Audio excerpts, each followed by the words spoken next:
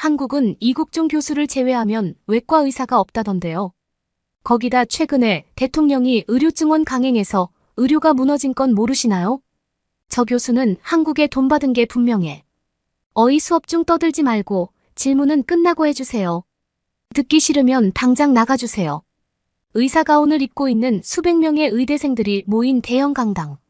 이곳에 한 외국인 교수가 프레젠테이션을 활용해 열정적인 강의를 진행하고 있습니다. 그런데 바로 그 순간 중국 유학생 출신인 의대생이 자리에서 일어나더니 교수의 허락도 없이 반박 질문을 내뱉고 마는데요. 과연 해당 강의장에서는 무슨 일이 있었던 것일까요? 감동의 모든 것 애청자 여러분. 영상 시작 전 좋아요와 불우이웃을 위해 끝까지 시청 부탁드립니다. 안녕하세요. 저는 독일에 있는 베를린 대학교에서 의대생들을 대상으로 외과시술 강의를 진행하는 루멘이라고 합니다. 의사라는 직업을 가진 부모님 밑에서 자라난 저는 자연스럽게 의료인의 길을 걷게 되었고 지금은 약 15년 이상의 의료 현장 근무를 마치고 독일의 대학교에서 간단한 강의를 진행하고 있죠.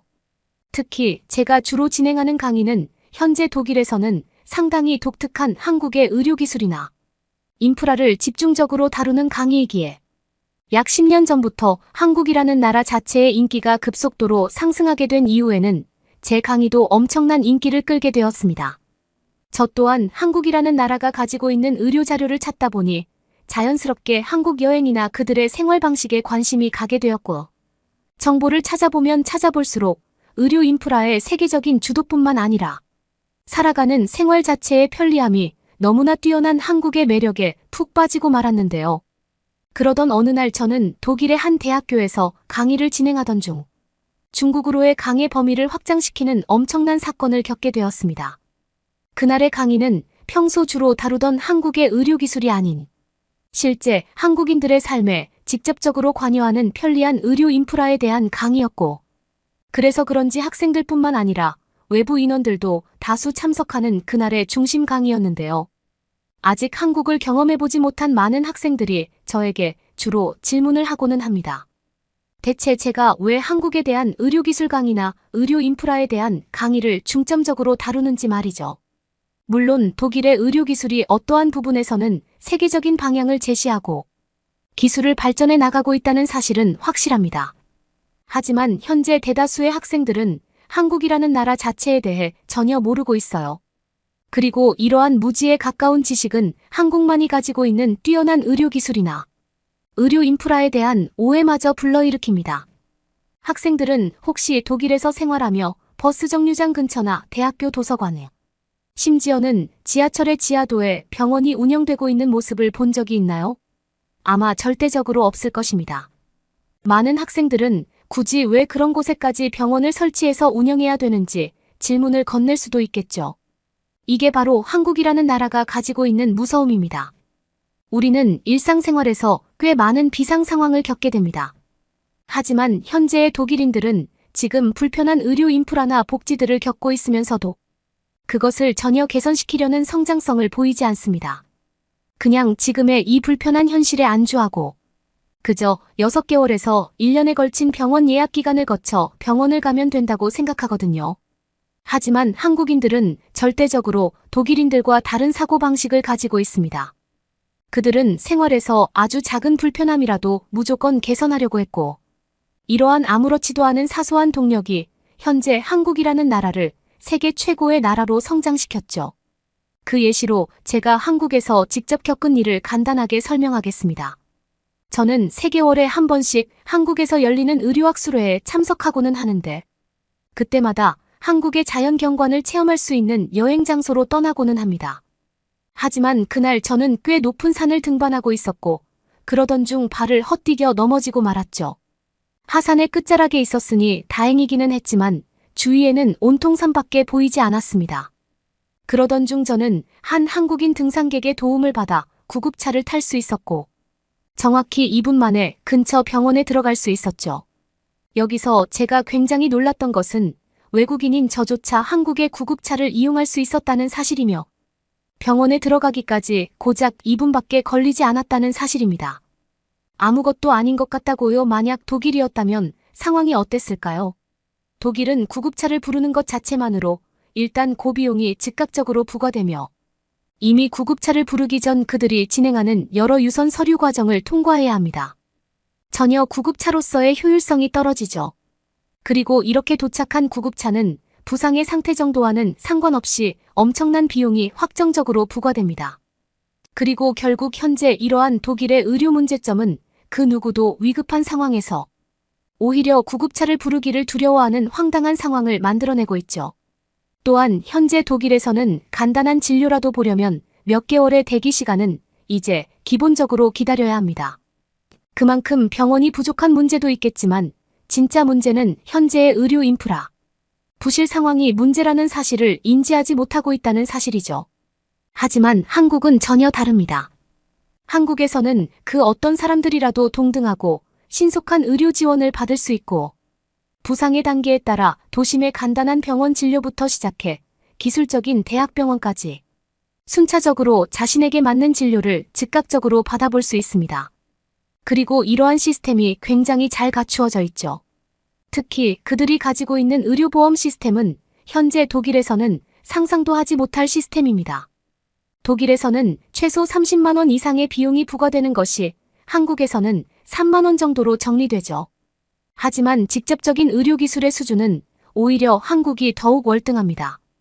즉 현재 한국에서 살아가는 한국인들은 자신이 아프면 곧바로 개인적인 선택을 통해 의료 혜택을 받을 수 있고 곧바로 빠른 치료까지 가능하다는 말이죠. 하지만 한국인들은 자신들이 이용하고 있는 이러한 의료 시스템이 정말 대단하다는 사실을 잘 모르고 있습니다. 그만큼 그들에게는 너무나도 당연하고 익숙한 것이기 때문이죠. 즉 현재 전 세계 많은 국가들은 한국의 의료 인프라를 카피해 개선해야 되고 이것에서 국가적인 성장 동력을 기대할 수 있다는 사실입니다. 자신의 몸이 아픈 것은 매우 긴급한 일입니다. 하지만 현재 독일에서는 긴급하게 진료를 받을 수 없어요. 이것만으로 우리는 독일이 뛰어나다는 무지함에서 벗어나 한국의 의료기술이나 인프라를 직접 체험하고 무조건적으로 배워야 하는 이유입니다. 저의 1차적인 강의가 끝나기 무섭게 강의장에 있던 학생들에게서는 놀라운 반응과 박수 소리가 터져 나왔고 몇몇 학생들은 한국의 의료 인프라가 이렇게나 친밀하고 뛰어난 줄 몰랐다며 반복적인 질문을 건네기도 했습니다. 실제로 현재 독일은 의료 인프라의 구조적인 문제 때문에 정말로 도움이 필요한 취약계층 사람들은 의료 진단마저 받을 수 없고 이것은 매우 심각한 도시 붕괴 문제를 발생시키고 있는데요. 그런데 바로 그 순간 강의실 중앙에서 한 학생이 일어나더니 마이크도 없이 저에게 기괴한 질문들을 쏟아내기 시작했습니다. 교수님이 말씀하신 바에 따르면 한국의 의료기술이 대단하다 뭐 그렇게 압축할 수 있는데 이것은 여기서 멈춰야 하는 주제가 아닌 것 같습니다. 그는 독일인 학생처럼 보였지만 특이하게도 해외 유학 경험이 있는 학생이 착용하는 신분증을 목에 걸고 있었고 저는 그 순간 모든 상황이 이해되기 시작했습니다. 좋습니다. 학생이 무슨 말을 하고 싶은지 완벽히 이해했습니다. 일단 그 전에 저의 질문에 답을 해주시기를 바랍니다. 혹시 학생은 의료 지식과 관련한 해외 유학 경험이 있는 학생인가요? 돌아온 학생의 대답은 역시나 저희 예상을 빗나가지 않았습니다. 저는 2년 전 중국의 의과대학을 추천받아 중국으로 유학을 떠났었고 지금 또한 중국에서 거주하며 단기적으로 독일 대학의 강의들을 듣고 있습니다. 그런데 그게 왜 중요하죠? 교수님, 제가 하고 싶은 말은 교수님의 강의 내용 자체가 초입 부분부터 잘못되었다는 것을 말하고 싶기 때문입니다. 혹시 교수님께서는 정말 가난한 후진국이었던 한국이 그들만의 성장 동력이나 힘으로 지금의 의료 인프라를 가질 수 있다고 생각하시나요? 그건 절대적으로 불가능한 일입니다. 그럼 어떻게 가능했을까요? 그들과 매우 친밀한 나라인 위대한 중국이 있었기 때문입니다. 중국은 한국이 완전한 후진국이던 시절 그들에게 막대한 비용을 무료로 지급하고 의료 인프라를 구축하기 위한 도시 인프라 기술, 심지어는 중국의 고도로 발달되어 있는 의료 기술마저 국가적 단위로 가르쳤습니다. 하지만 이제 와서 한국의 의료 기술이 오직 한국만의 힘이라니. 혹시 교수님께서는 한국과 어떤 밀접한 관계가 있으신 건가요? 저는 도저히 이해할 수 없는 문제입니다. 특히 제일 중요한 의료기술에 관해서는 한국보다 뛰어난 나라가 바로 중국입니다. 중국인들은 태생적으로 강심장과 뛰어난 손기술을 타고나 의료기술이 발달할 수밖에 없는데 한국인들은 이러한 장점 자체를 가지고 있지 않아요. 그런데 어떻게 세심한 손기술이 필요한 의료기술이 가능할 수 있을까요? 이게 바로 한국인들의 조상 자체가 중국인이라는 증거입니다. 현재 한국에서 의료기술이 뛰어난 의사들은 전부 중국인 조상의 DNA를 물려받았다는 사실이죠. 제 말이 어떤 부분에서는 이해가 되지 않을 수 있습니다. 하지만 현재 한국인들은 이러한 중국의 고마움은 모르고 오직 그들의 힘으로 성장했다며 중국인들을 비하하며 깎아내리고 있어요. 한국이 선진국이라면 중국은 그보다 높은 초선진국이어야 당연한 사실인데 그 누구도 중국의 위대함을 알리지 않고 있습니다. 교수님은 지금 한국에 대한 강의가 아닌 중국의 위대함에 대한 강의를 진행해야 된다는 사실이에요. 역시나 중국 유학생 출신이라던 그는 질문을 진행하던 내내 계속해서 중국의 위대함이라는 단어를 강조했고 저는 결국 그의 발언 자체를 중단시킬 수밖에 없었습니다. 저는 그의 발언이 어떠한 목적을 가지고 진행됐는지 알고 있지만 강의장에 있던 몇몇 학생들은 정말로 그 학생의 말을 믿고 잘못된 정보를 학습할 수 있다는 가능성 때문이었죠. 그리고 저는 그 학생의 발언을 중지시키고 자리에 앉힌 뒤 질문에 대한 답을 진행해 나갔습니다. 학생이 어디서 유학 생활을 했건 그것은 저에게 별로 중요하지 않습니다. 하지만 제 강의가 잘못되고 편향적인 정보로 망쳐지는 것은 절대적으로 용납할 수 없는 문제입니다. 그리고 정말 웃기게도 중국 유학생 출신인 학생들은 물론 실제 중국인 의사분들까지 제 강의에 똑같은 반박 질문을 던진다는 사실입니다. 실제로 여기 제 강의를 반복적으로 들었던 학생들은 지금의 상황이 매우 익숙하다고 생각될 겁니다. 그리고 그건 생각이 아니라 실제로 우리에게 일어나고 있는 국가적 단위의 교묘한 작업이죠. 중국에서 오랜 유학 생활을 한 유학생 학생이나 중국인 의사들의 말은 하나같이 똑같습니다. 한국의 의료기술은 중국에 있기에 가능했다. 심지어는 그들의 뛰어난 손기술, 더 나아가 고도의 의료기술을 생각해낼 수 있는 지능 자체가 중국 조상에서 나왔다고 말이죠. 저는 정말 이러한 말을 들으면서도 웃기다고 생각했지만 더욱 놀라운 것은 이러한 사실을 어느 정도 믿는 사람들이 있다는 말입니다. 단순하게 생각해봅시다. 중국 유학생 출신 학생 중국이 한국보다 의료기술이나 인프라가 뛰어나다면 물론 지금 중국의 현실은 한국보다 더 편리하고 고도로 발달되어 있는 의료 현실을 보여주고 있겠죠. 하지만 우리 모두는 알고 있습니다. 중국의 의료기술이 현재 세계적인 수준으로 봤을 때도 완전한 하위에 속해 있다는 사실을 말이죠.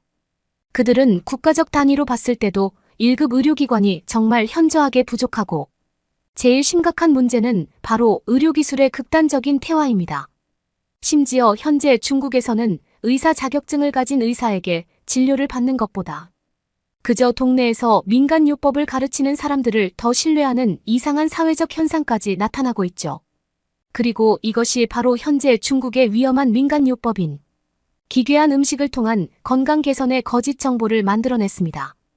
특히 중국의 의료 인프라 보급률은 국가적 단위로 봤을 때 약 30% 정도로 측정되고 있고 나머지 70%의 사람들은 아무런 복지나 빠른 의료 접근성을 받지 못하고 있어요.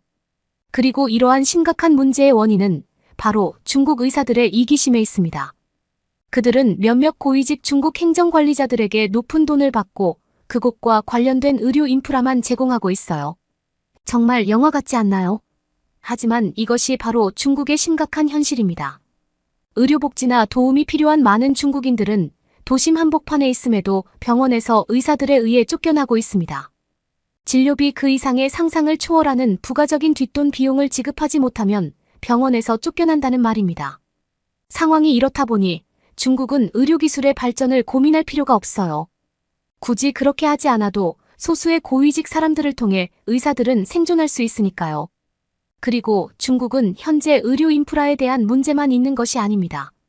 제일 큰 문제는 바로 중국의 열등함을 숨기기 위해 이처럼 한국이나 다른 아시아의 나라를 이용하고 있다는 사실이죠. 특히 중국에서는 글로벌 해외 사이트에 접속조차 하지 못하는 것이 바로 이러한 예시 중 하나일 것입니다.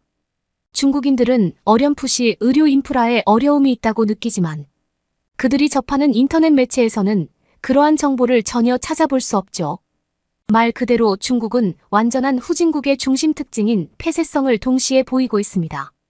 그런데도 중국이 한국보다 의료기술이 뛰어나고 그들의 조상이라면서 마치 한국의 의료복지가 중국에 있기에 가능했다고 주장하는 모습은 정말 안타깝네요. 심지어 중국은 이러한 국가적인 작업을 위해 바로 당신처럼 유학파 학생들을 돈으로 매수한 뒤 이상한 선동 정보를 해외에서 만들어내고 있습니다.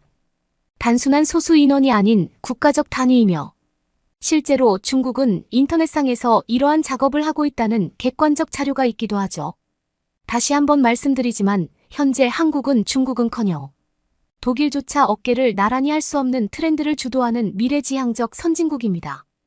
그들은 의료기술뿐만 아닌 도시 인프라나 교육에서도 최고 수준으로 성장했고 그 하나의 예시가 그들의 콘텐츠가 엄청난 인기를 끌고 있다는 사실입니다. 많은 나라의 사람들은 한국과 한국인들의 삶을 부러워하고 있고 이러한 현상이 자연스럽게 세계 트렌드를 만들어내고 있죠. 여기서 단 한 번이라도 한국 여행을 경험해보고 그 여행 경험에서 병원을 이용해본 사람이 있다면 왜 한국이 의료 선진국인지 확실히 느꼈을 것입니다. 거짓 질문이나 발표를 제시하는 학생은 지금 제 강의를 나가주면 좋겠네요. 중국인 유학생 출신 학생은 제 말이 끝나기 무섭게 학생 참여용 마이크를 잡아 반박을 진행하려고 했지만 이미 저는 그러한 상황마저 예측해 마이크에 전원을 꺼둔 상태였습니다. 이미 저는 이러한 중국과 관련된 유학생이나 중국인 의사들의 질문에 꽤 지쳐있던 상태였고 정확한 사실을 전달하는 것이 얼마나 힘든지 알고 있었죠. 그런데 바로 그 순간 이마를 짚고 있던 저에게 강의실에 앉아있던 학생들의 박수 소리와 작은 환호성이 들려왔고 그러던 중 한 학생은 자신이 한국 여행에서 직접 다쳐본 경험이 있는데 그런 편리한 의료 인프라는 처음 받아봤다며 제 의견에 동의하기도 했습니다. 그랬습니다. 한국은 이제 저뿐만이 아닌 한국에 조금이라도 관심이 있는 사람들이라면 알 수 있을 정도로 선진국 최고의 반열에 올라있던 것이었고 실제로 한국의 의료 인프라 기술이 대단하다는 사실마저 이미 많은 학생들이 알고 있었죠. 특히나 강의장에는 한국 여행을 경험한 의대생들이 정말 많았고 그들은 차례차례 자신들의 경험을 직접 얘기하며 이제는 독일이 한국의 의료기술이나 인프라를 카피해서라도 배워야 된다며 그들만의 자유 토론을 진행하는 모습도 볼 수 있었습니다. 앞으로도 한국을 통해 많은 것을 배워야 한다는 사실을 강의로 진행해야 하는 저는 아마도 3년 뒤에는 한국에서 꼭 남은 삶을 살아보고 싶습니다. 한국에서 살아가는 한국인들의 삶은 그 자체만으로 대단하고 편리하기에 저 또한 그런 생활을 조금은 느껴보고 싶네요. 제가 한국에 간다면 어디에 정착하면 좋을지 댓글로 부탁드려요. 그러면 다음 사연으로 넘어가겠습니다.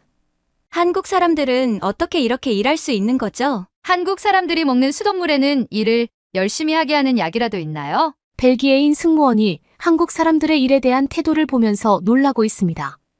도대체 무슨 일이 있어서 그런 것일까요? 안녕하세요. 저는 30살의 승무원 앨리스입니다. 다소 이국적인 이름을 가지고 있어요. 저는 언제나 세계를 돌아다니는 것을 꿈꿨고 부모님도 그에 맞게 이름을 지어주셨거든요. 저는 어렸을 때부터 승무원을 꿈꿨어요. 벨기에 항공 승무원으로 경력을 시작하던 날을 기억합니다. 화창한 봄날 아침이었고 저는 설렘과 긴장이 뒤섞인 기분으로 가득했습니다. 비행기를 타고 새로운 사람들을 만나고 꿈에만 그리던 곳을 방문할 생각에 가슴이 벅찼습니다. 가장 힘든 건 사람들의 편견이었어요. 단순히 제가 시집을 잘 가기 위해서 이 일을 한다고만 생각하는 사람들이 많았어요. 전문성이 필요 없다고 매일 말했죠.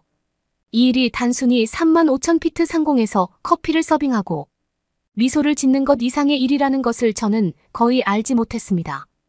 초창기에는 안전 절차 어떤 상황에서도 평정심을 유지하는 방법 등 배움의 소용돌이에 휩싸였습니다. 첫 비행 중 하나였던 브뤼셀에서 파리로 가는 짧은 비행이 기억에 남습니다. 근엄한 표정이 키 큰 남성이 호출 버튼을 쉴 새 없이 누르며 VIP 고객이라는 이유로 특별 대우를 요구하기 전까지는 모든 것이 일상적으로 보였습니다. 그는 메뉴에 없는 식사와 비행 중 좌석 업그레이드를 원했고 그의 요구는 점점 더 터무니없어졌습니다. 저는 이러한 상황을 처리하는 데 있어 공감과 단호함이 중요하다는 것을 금방 깨달았습니다. 5년 동안 사실 이 정도면 애교였어요.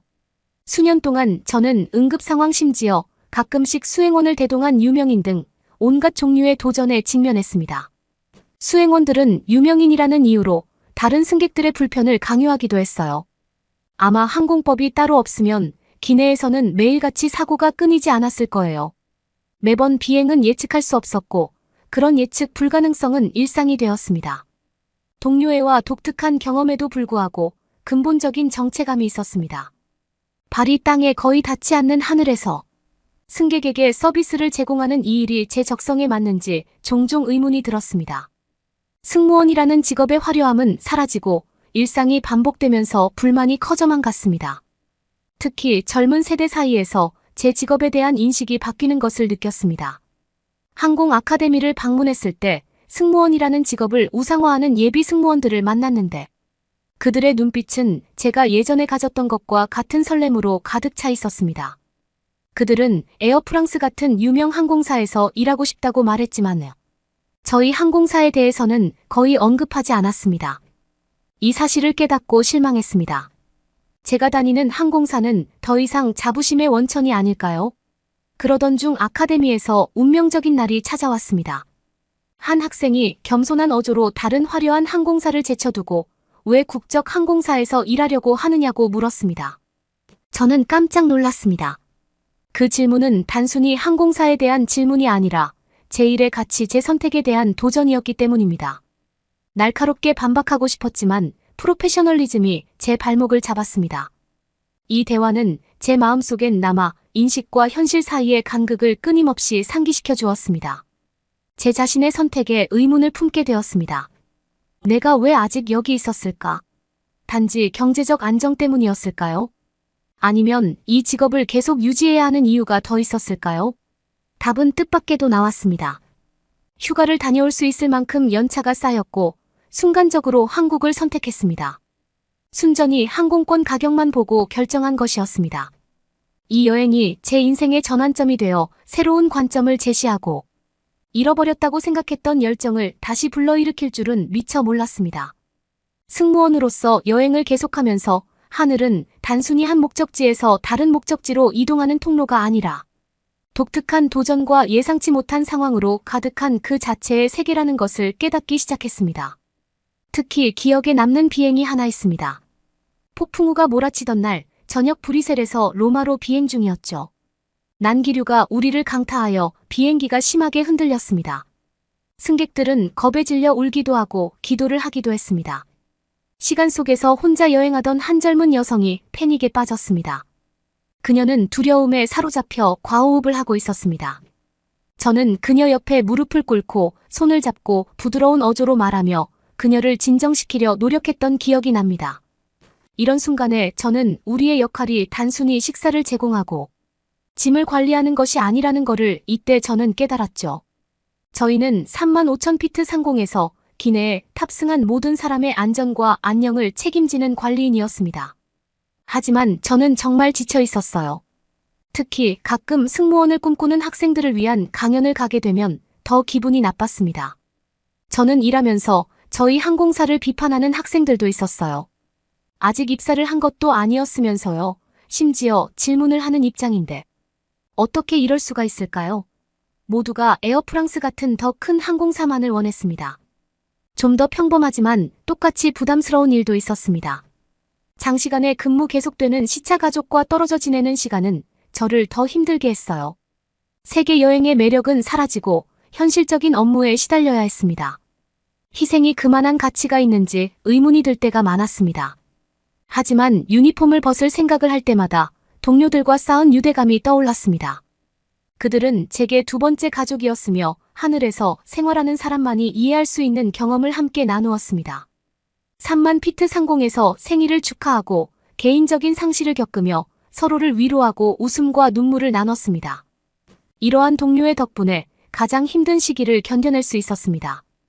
또 벨기에에는 다른 EU 국가만큼의 연봉을 주는 직업이 별로 없으니까 견디고 있었던 것 같기도 해요. 제 결심은 항공업계 밖에서 기회를 제안받았을 때 다시 한번 시험대에 올랐습니다. 작은 물류회사를 운영하던 삼촌이 자신의 사업에 합류할 기회를 주겠다고 제안했습니다. 현재 직장의 불확실성과 도전에서 벗어나 새롭게 시작할 수 있는 매력적인 제안이었습니다. 저는 승무원의 인식에 대해 괴로워하던 도중이었기 때문에 모든 연차를 소진하고 삼촌의 회사에 합류해야겠다고 생각했어요. 저는 한국으로 가는 비행기표를 끊었습니다. 그 시기에 여행하기 좋은 날씨와 별다른 준비가 없이 갈 수 있는 곳이었거든요. 진로에 대한 혼란이 가중되는 상황에서 벗어나고 싶어서 즉흥적으로 내린 결정이었습니다. 이 여행이 새로운 가능성에 눈을 뜨게 하고 잃어버렸다고 생각했던 열정에 다시 불을 붙일 줄은 꿈에도 몰랐습니다. 한국으로의 여행은 제가 인정하고 싶지 않을 정도로 충동적인 결정이었습니다. 반복되는 일상에서 벗어나고 싶었던 저는 색다른 경험을 할 수 있는 기회를 잡았지만 그것이 저를 변화시킬 줄은 몰랐어요. 여행은 아시아나 항공을 타고 프랑크푸르트를 떠나는 순간부터 시작되었어요. 제가 출발하는 날에는 브뤼셀에서는 직항이 없어서 저는 프랑크푸르트까지 이동을 하고 인천으로 향하는 비행기를 탔습니다. 그런데 아시아나 항공 내에서 사건이 있었어요. 유난히 민감해 보이는 아기가 있었습니다. 서울로 향하는 아시아나 비행기에서 젊은 한국 엄마는 처음으로 아기를 데리고 혼자 여행을 떠난 것 같았습니다. 생후 몇 개월밖에 되지 않은 아기는 이륙 직후부터 끊임없이 울기 시작했고 저는 매우 괴로웠습니다. 기내에서 울음소리가 울려 퍼지자 주변 승객들의 주의를 끌었고 그중 일부가 동정 어린 표정을 지었습니다. 처음엔 그러려니 하던 승객들 중에서는 짜증을 내는 사람도 있었어요. 젊은 엄마는 눈에 띄게 불안해하며 아이를 달래려고 손이 떨렸습니다. 다른 나이 든 승객분들이 조언을 해주고 같이 달래주기도 했지만 아이의 울음은 그칠 생각을 안 했습니다. 최선의 노력에도 불구하고 아기의 울음소리는 점점 커져만 갔어요. 그때 승무원 하나가 침착하고 자비로운 태도로 다가왔습니다. 그녀는 젊은 엄마 옆에 무릎을 꿇고 부드러운 미소를 지으며 젊은 엄마의 긴장을 풀어주는 듯 했습니다. 그 승무원은 아기가 비행 중에 약간 불안해하는 것은 지극히 정상적인 현상입니다. 기압의 변화가 아기에게 불편할 수 있어요. 제가 도와드릴게요. 한국 승무원의 전문성과 이해력이 돋보였습니다. 그녀는 삼키면 기내 압력 변화로 인한 불편함을 완화하는 데 도움이 될 수 있으니 분유를 먹일 것을 제안했어요. 그리고 적당한 온도가 좋으니 뜨거운 물까지 준비해 주겠다고 했어요. 아기가 우유를 먹기 시작하자 한국 승무원은 옆에 서서 아기에게 필요한 모든 것이 준비되어 있는지 확인했습니다. 하지만 한국 승무원의 도움은 거기서 멈추지 않았습니다. 그녀는 곧 따뜻한 담요와 아기를 위한 작은 장난감을 들고 돌아왔어요. 그녀의 사려 깊은 행동은 승객의 편안함을 위한 그녀의 전문성과 헌신을 잘 보여줬습니다. 저는 제가 승무원이 되었던 때를 떠올렸어요. 저 정도의 침착함과 열정이 있었나를 다시 생각하게 해주었습니다. 서울에 도착하자마자 저는 인천공항의 활기차고 분주한 모습에 충격을 받았습니다.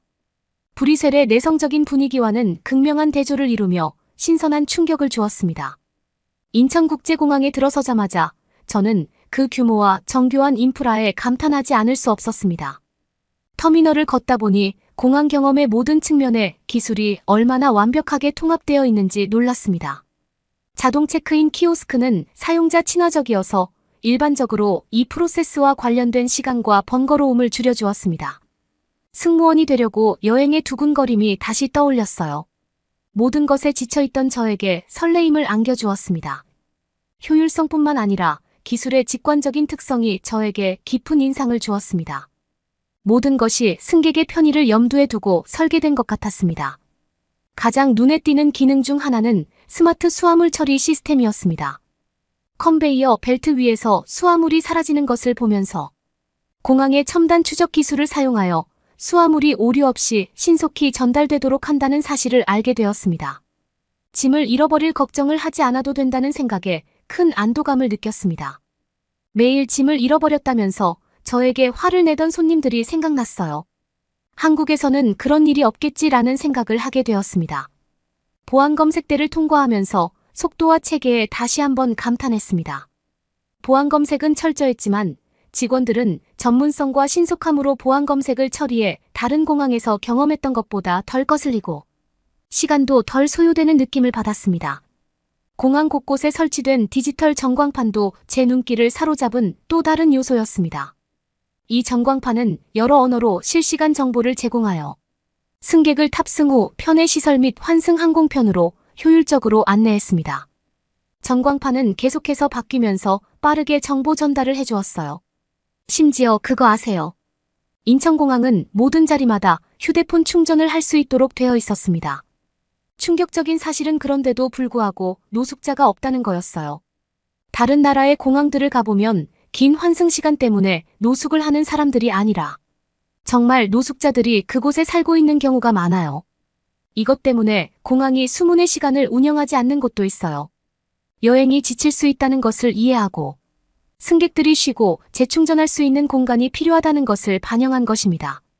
디테일에 대한 세심한 배려, 기술과 편의성의 조화, 승객 경험에 대한 집중은 이 공항이 세계 최고 공항으로 꾸준히 선정되는 이유를 명확하게 보여주었습니다. 인천에서의 경험은 저에게 여행의 설레임을 제공하는 기분을 다시 느끼게 해줬어요.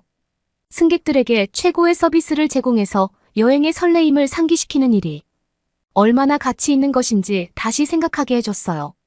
제가 간절히 기대했던 발견과 혁신의 여정을 약속하는 놀라운 시작이었습니다.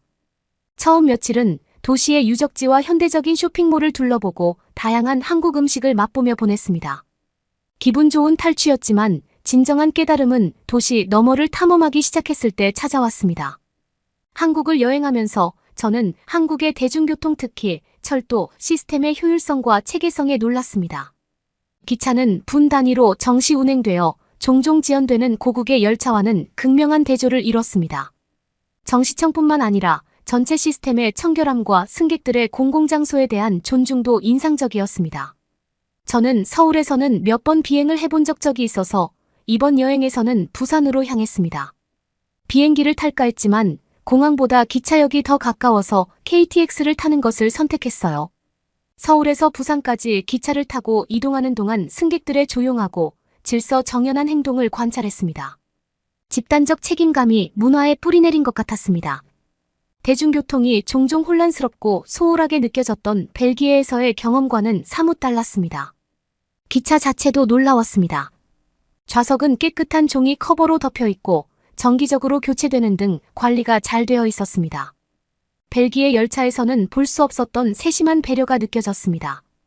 에어컨이 설치된 열차는 고국의 불편한 환경과는 달리 여름철 더위를 피할 수 있는 편안한 휴식처가 되어 주었습니다. 하지만 가장 인상 깊었던 것은 기차 안에 있는 한국인 승무원들이었습니다. 그들은 모두 자신의 일에 자부심을 가지고 있었어요. 매표원부터 열차 기관사까지 모든 직원이 높은 수준의 전문성과 세심한 배려로 자신의 업무를 수행해 감동을 주었습니다. 그들의 친절한 모습을 보면서 저는 저희 승무원으로서의 근무 태도에 대해 고민해 보았습니다. 이번 한국 여행은 단순히 새로운 문화를 경험하는 것이 아니라 자기 성찰의 여정이었습니다. 왜 벨기에에서도 비슷한 시스템과 태도를 도입할 수 없는지 의문이 들기 시작했습니다. 왜 저는 직장에서나 고국에서 사용하던 서비스에서나 현상 유지를 받아들였을까요? 한국에서의 생활이 막바지에 다다랐지만 저는 몇 주 전 서울에 도착했을 때의 저와는 전혀 다른 사람이었습니다. 머릿속은 아이디어로 가득 차 있었고 가슴은 결의로 가득 차 있었습니다. 저는 커리어뿐 아니라 삶에 대한 접근 방식에 있어서도 변화를 꾀할 준비가 되어 있었습니다. 벨기에로 돌아가는 비행은 반성하는 시간이었습니다. 비행기가 구름 위로 솟아오르는 동안 제 머릿속에는 한국에 머물렀던 장면들이 되살아났습니다. 효율적인 열차 시스템, 친절한 직원들, 깨끗하고 편안한 역 등 모든 이미지가 머릿속에 선명하게 떠올랐고 한국에서 익숙했던 모습과는 극명한 대조를 이뤘습니다. 저는 제 경험을 동료들과 공유하는 것부터 시작했습니다. 제 대화는 동료들에게만 국한되지 않았습니다.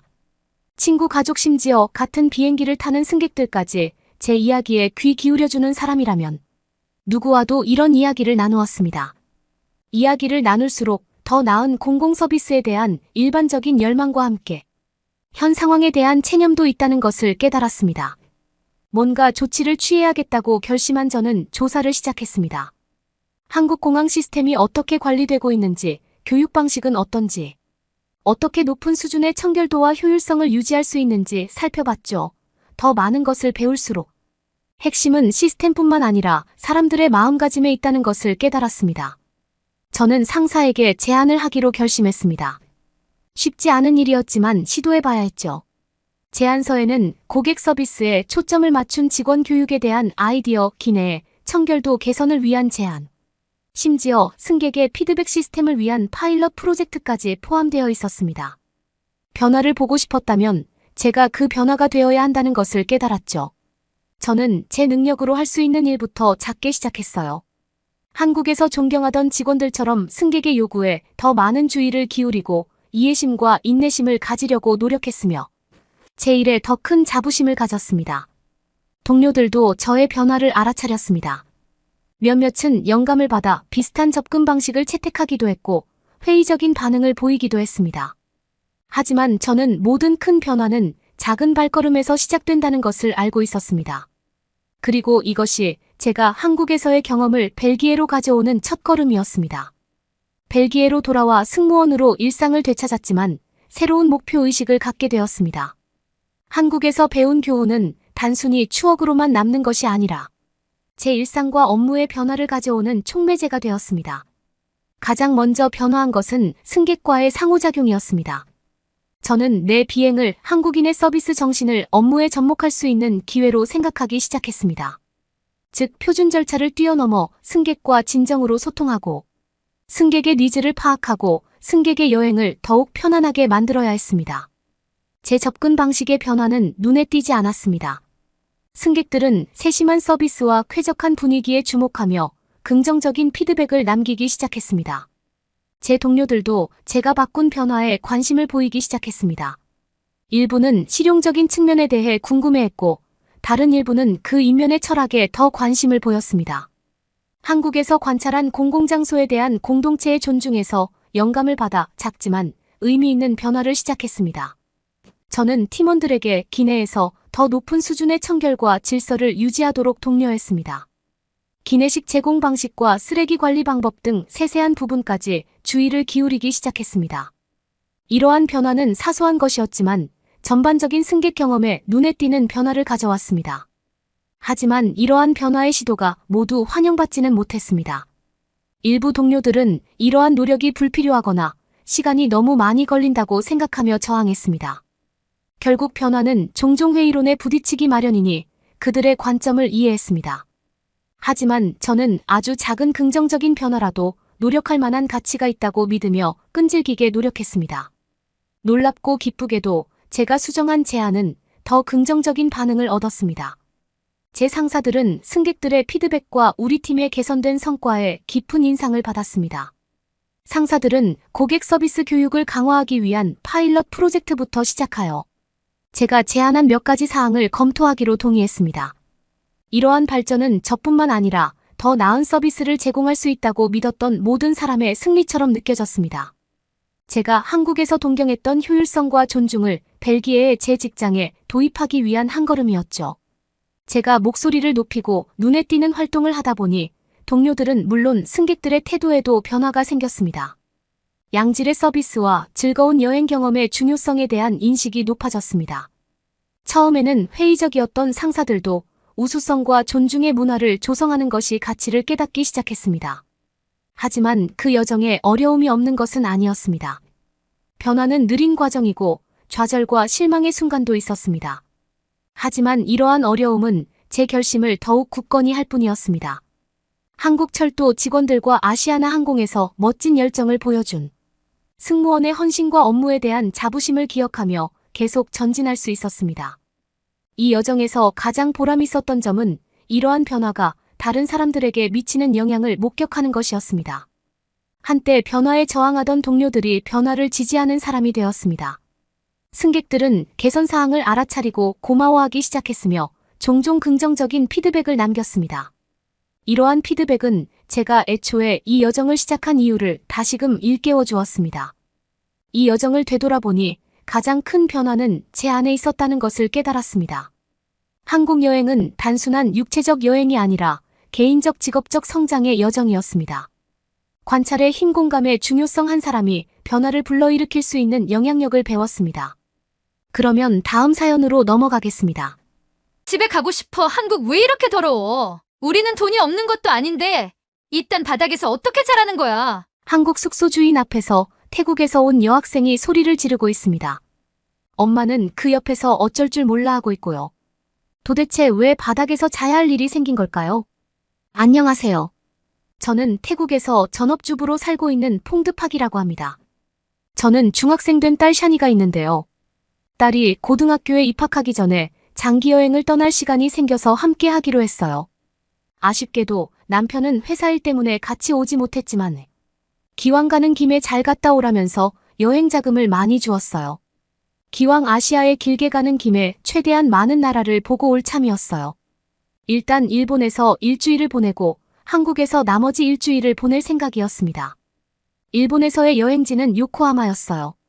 아무래도 태국은 눈이 잘 오지 않는 나라다 보니까 눈 축제를 보여주고 싶었거든요. 샤니와 요코하마에 도착했을 때의 설렘을 아직도 기억합니다.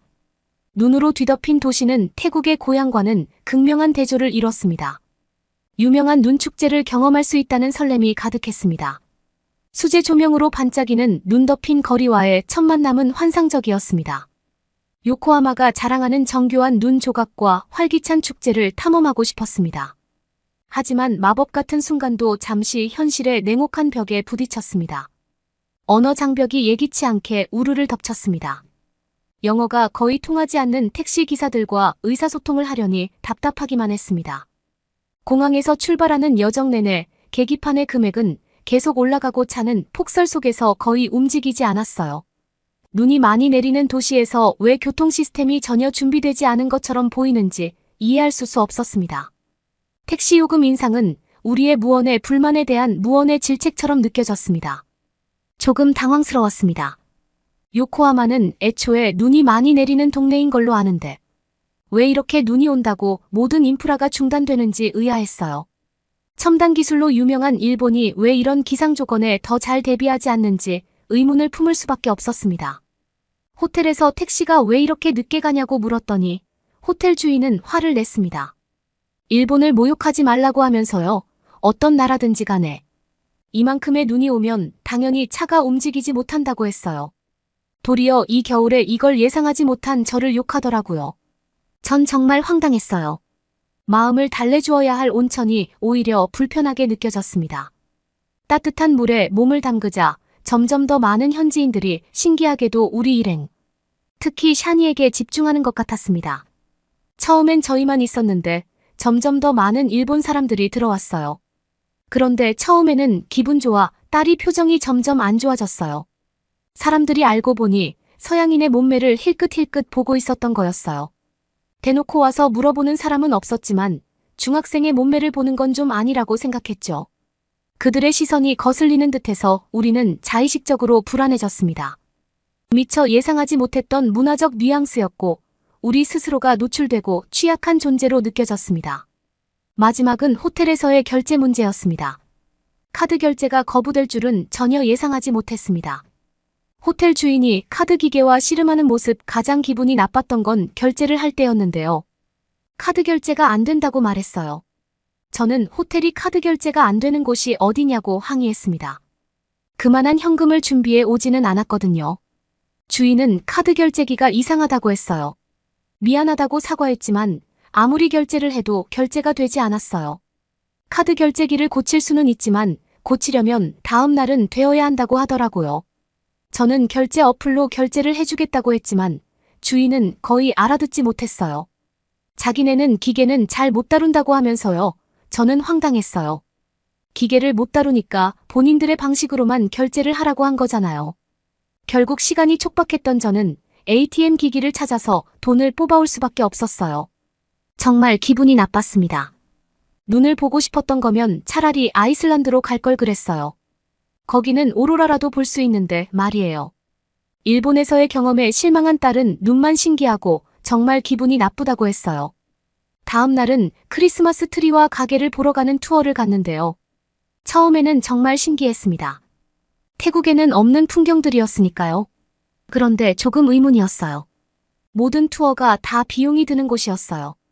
가게를 구경하고 나무를 구경하고 사진만 찍으면 끝이었어요. 싫었던 건 아니지만 조금 돈이 아깝다는 생각을 했어요. 도시의 크리스마스 트리와 상점을 둘러보는 것은 씁쓸했습니다. 장식의 아름다움과 상점의 독특함이 앞서 경험한 불편함을 완전히 지울 수는 없었기 때문입니다. 처음에는 설레었지만 이 투어가 문화 교류보다는 상업적 목적에 가깝다는 사실을 깨닫고 나니 그 가치에 의문이 들었습니다. 대중교통을 이용하는 것은 그 자체로 시연이었습니다. 모든 표지판이 일본어로만 되어 있고 영어 번역본은 거의 없었기 때문에 길을 잃고 헤매는 경우가 많았고 언어의 장벽에도 불구하고 최선을 다해 도와준 낯선 사람들의 친절에 의지해야 했습니다. 물론 그만한 감성이 있기도 했죠. 하지만 와이파이도 잘 안 터지는 곳에서 번역기를 일일이 이용해야 한다는 불편함이 있었어요. 현지인들과의 교류는 정중하면서도 거리감이 느껴지는 경우가 많았습니다. 우리는 겉으로는 환영을 받으면서도 거리를 두는 외부인처럼 느껴졌습니다. 이러한 이질감은 특히 전통적인 지역을 방문했을 때 더욱 두드러졌는데 서양인인 저희의 외모가 호기심을 불러일으키고 때로는 불편함을 불러일으키는 것 같았습니다. 일본에서의 시간이 끝나갈 무렵 저는 그간의 경험을 되돌아보았습니다. 일본의 아름다움과 문화적 풍요로움은 부인할 수 없는 것이었지만 외국인으로서 우리가 직면한 어려움도 있었습니다. 말 그대로 낯선 지형을 문자 그대로 또는 은유적으로 탐색하며 배우고 적응하는 여정이었습니다. 우리는 만감이 교차하는 마음으로 일본의 아름다운 풍경과 문화적 차이에서 얻은 교훈에 대한 기억을 간직한 채 일본을 떠났습니다. 일본을 떠날 준비를 하면서 저는 마음이 찢어졌어요. 요코하마의 눈 덮인 풍경의 아름다움은 부인할 수 없었지만 문화와 소통의 장벽이 우리의 경험에 그림자를 들이우고 있었기 때문입니다. 남편도 두고 딸아이에게 즐거운 기억을 주려고 한 여행인데 눈의 신기함과 아름다움 말고는 너무 실망스러운 기억이었어요. 희망찬 마음으로 우리는 일본에서 놓쳤던 따뜻함과 이해를 그리워하며 한국으로 눈을 돌렸습니다. 일본에서의 시간은 독특한 경험으로 가득했지만 일련의 문화적 오해와 도전으로 인해 손상되었습니다. 매일 새로운 상황에 직면하며 인내심과 적응력을 시험받았습니다. 비행기는 희망의 설렘을 안고 한국으로 내려왔습니다. 비행기가 서울에 착륙하자 안도감이 밀려오는 것을 느꼈습니다. 어쨌든 불쾌한 경험을 했던 곳으로부터 나온 거니까요.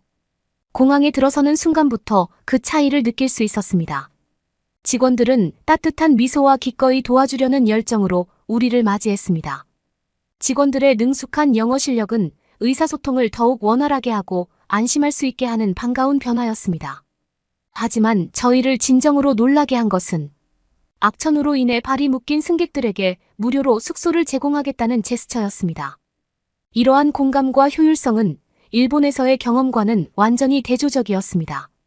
일본에서는 경험하지 못했던 어린이 동반 가족에 대한 대우는 제 마음을 따뜻하게 했습니다. 샤니에게 보여준 환대는 감동적이었습니다. 샤니가 보이는 순간부터는 다들 좀 더 친절했어요. 제가 지하철에서 캐리어를 옮기고 샤니의 것을 옮겨주려고 뒤를 돌아보면 이미 많은 한국 사람들이 샤니를 도와주고 있었죠. 특히 40, 50대 남성분들이 많이 도와주셨어요. 전혀 관련 없는 사람인데 어떻게 이렇게 도와줄 수 있을까요? 한국 여행의 상쾌한 시작이었습니다. 서울에 있는 숙소로 가는 여정은 명확한 표지판과 친절한 직원들의 안내로 순조로웠습니다. 서울의 인프라는 현대와 전통이 조화를 이룬 세련된 효율성으로 저에게 깊은 인상을 주었습니다. 저희는 숙소에 꽤나 늦게 도착했어요. 샤니는 배가 고프다고 말했어요. 9시가 넘는 늦은 시간이라 뭔가 있을까 싶었는데 바로 앞에 편의점이 있는 게 생각났어요. 그런데 이 편의점이 정말 놀라웠어요. 바로 무인 편의점이었습니다. 우리에게는 생소하지만 흥미로운 개념이었습니다. 손님이 직접 물건을 가져다 대고 계산을 하고 나가는 셀프 서비스 방식은 사람들의 정직과 성실함에 대한 깊은 신뢰를 반영하는 것 같았습니다. 누군가 물건을 훔쳐간다면 잡을 수 있도록 편의점에 들어갈 때는 신용카드를 가져다 대고 들어가야 했어요. 참 똑똑한 사람들이라고 생각했습니다. 밤에도 서비스를 제공할 수 있고 손님은 편리하게 이용할 수 있고요. 심지어 내부는 어땠게요? 앉아서 먹을 수 있는 곳이 있을 뿐만 아니라 한국 전통 난방 방식인 온돌 바닥의 따뜻한 온기는 말 그대로 따뜻한 환영이었습니다. 이 모든 것이 신기하다며 기뻐하는 샤니의 모습에 제 얼굴에도 미소가 번졌습니다. 전통과 혁신을 조화시키는 한국의 능력을 보여주는 소박하지만 깊은 사치였습니다. 그날 밤 아늑한 방에 자리를 잡았을 때 일본과 한국의 대조적인 모습이 계속 머릿속을 맴돌았습니다. 한국은 매 순간 편안함과 안락함을 제공하는 것 같았습니다.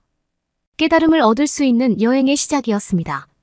서울 탐험은 그 자체로 모험이었습니다. 눈이 오지는 않았지만 오히려 다니기는 더 편했던 것 같아요. 그리고 눈이 오지 않아서 오히려 저희는 안심했습니다. 이미 눈이 너무 많은 나라를 경험하고 왔잖아요.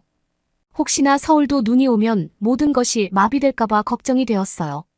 다행히 며칠 동안은 눈이 오지는 않았어요. 그러나 경복궁에 가기로 한 날 눈이 내렸습니다. 저희는 긴장 상태였어요. 날도 춥고 과연 관광을 제대로 할 수 있을 것인가? 걱정이 많았죠. 하지만 서울의 지하철은 전혀 문제가 없었어요. 정시에 도착하고 정시에 출발했죠. 지연이 될 때는 방송이 나왔어요. 놀라운 건 방송을 할 때 한국어로만 하지 않았어요. 당연히 영어로도 방송을 해주었습니다. 글로벌 도시라는 생각이 들었어요. 가장 따뜻한 옷으로 몸을 꽁꽁 싸매고 지하철에서 내렸을 때 겨울 공기의 한기가 뺨을 스쳤던 기억이 납니다. 경복궁에 다다르자 그 위엄이 눈과 어우러져 더욱 돋보였습니다. 조선시대부터 이어져 온 고풍스러운 기와에 눈이 얹혀져 있는 모습이 정말 아름다웠어요. 샤니 역시 너무 만족스러워 보였습니다. 엄마 오히려 눈이 오는 날이 더 예쁘고 좋다라고 말했어요. 짙은 고목과 밝은 눈의 대비는 정말 환상적이었어요. 저는 마치 시간을 거슬러 올라가는 듯한 기분을 느끼며 광화문을 통해 입장했습니다. 평소 북적거리던 광화문은 날씨 탓에 인파가 줄어든 탓인지 조용했습니다. 발밑에 깔린 눈이 부드럽게 부서지는 소리만 들릴 뿐 정적은 심오했습니다. 눈 속 궁궐의 고요함은 담장 너머 현대 서울의 활기찬 북적거림과 극명한 대조를 이뤘습니다. 궁궐 경내를 거닐며 저는 우아한 건축물과 정교한 디자인으로 장식된 지붕선이 눈 속에서 더욱 돋보이는 모습에 감탄했습니다. 얼어붙은 연못과 눈 덮인 정원은 이곳의 초현실적인 아름다움을 더했습니다. 마치 사극의 한 장면처럼 느껴졌고 모퉁이를 돌면 전통 한복을 입은 왕족과 궁녀들의 행렬이 나타날 거라고 반쯤 예상했습니다. 걸으면서 앙상한 나뭇가지에 쌓인 눈 기와 지붕에 새겨진 무늬, 겨울 외투를 입은 궁궐의 고즈넉하고 품위 있는 아름다움 등 작은 디테일을 감상하기 위해 발걸음을 멈췄습니다. 우리는 경복궁과 같은 고궁을 거닐며 그 웅장함과 그 안에 담긴 역사에 감탄했어요. 서울의 고층 빌딩을 배경으로 한 이러한 유적지의 대비는 한국의 시간 여행을 시각적으로 표현한 것이었습니다. 그리고 놀라웠어요. 이렇게 아름다운 관광지가 입장료가 3,000원밖에 안 된다는 사실이에요. 왜냐하면 일본에서의 투어비는 훨씬 더 비쌌거든요. 그리고 태국은 한국보다 물가가 훨씬 싼데도 불구하고 궁전이나 성당의 입장료는 훨씬 더 비싸거든요. 꼭 한국에 오면 나라에서 운영하는 관광지를 가보시길 추천해 드릴게요. 서울에서의 쇼핑은 또 다른 경험이었습니다. 샤니는 인터넷에서 봤다면서 한국 과자와 아몬드를 엄청나게 담기 시작했어요. 저는 사실 그 순간 걱정이 되었습니다. 현금이 제가 생각했던 것만큼 없었거든요. 계산대에 안나를 두고 ATM기에 갔다 와야 할지, 주인에게 양해를 구하고 같이 다녀와야 할지 고민이 되었습니다. 하지만 제 고민은 필요가 없었어요. 주인은 현금을 보고 오히려 당황했습니다. 카드 결제도 가능하다고 말했어요. 저는 기쁜 마음으로 카드를 사용했습니다. 일본에서의 기억 때문에 당연히 카드를 쓰지 못할 것이라고 생각했거든요. 심지어 먼저 텍스프리를 이용할 거냐고 묻기까지 했어요. 텍스프리를 신청하면 돈을 돌려받을 수 있거든요. 생각해보니까 일본에서는 왜 기념품을 살 때 텍스프리를 묻지 않았나 라는 생각이 들었어요. 그래도 지나간 일이니까 생각하지 않기로 했습니다. 텍스프리 신청 절차도 놀랍도록 빨랐어요. 아무것도 물어보지도 않고 저의 여권과 카드만 가져가더니 모든 신청을 대신해 주었어요.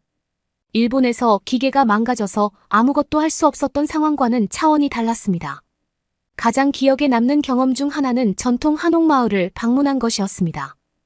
아름답게 보존된 집들이 늘어선 좁은 골목길을 걸으며 한국의 과거를 엿볼 수 있었습니다. 서울에서의 일정이 끝나갈 무렵 저는 서울만의 독특한 매력에 대해 다시 한번 생각해보게 되었습니다. 서울은 두 팔 벌려 우리를 환영하며 역사 문화 현대적 안락함이 어우러진 도시였습니다. 서울은 과거를 기념하는 동시에 미래를 과감하게 포용하는 도시였고 그 일부분을 경험할 수 있었던 것은 행운이었습니다. 서울은 온천은 없었지만 더 좋은 시스템이 있었는데요. 바로 온돌방이었어요. 한국 전통 가옥에서 자고 싶어서 저희는 호텔이 아니라 한옥 게스트하우스를 예약했는데요. 신발을 벗고 들어가는 곳이었어요. 샤니는 거부감을 표현했어요. 어떻게 발이 닿는 곳에서 잘 수 있냐는 거였죠. 이미 예약해둔 곳이라 저는 샤니를 설득했어요. 그리고 이불을 펴서 누웠죠. 이불은 저희가 태국에서 봤던 것과는 달리 엄청나게 두껍고 푹신푹신했어요. 침대를 대신해서 그런 것 같았습니다. 바닥에 앉아서 온기가 온몸으로 스며들어 근육이 이완되고 마음이 차분해지는 느낌에 매료되었습니다. 바깥의 차가운 겨울 공기가 주는 한기는 온데간데 없이 온몸을 감싸는 따스한 온기로 바뀌었습니다. 온돌이 몸뿐만 아니라 마음까지 따뜻하게 데워주는 것 같았어요.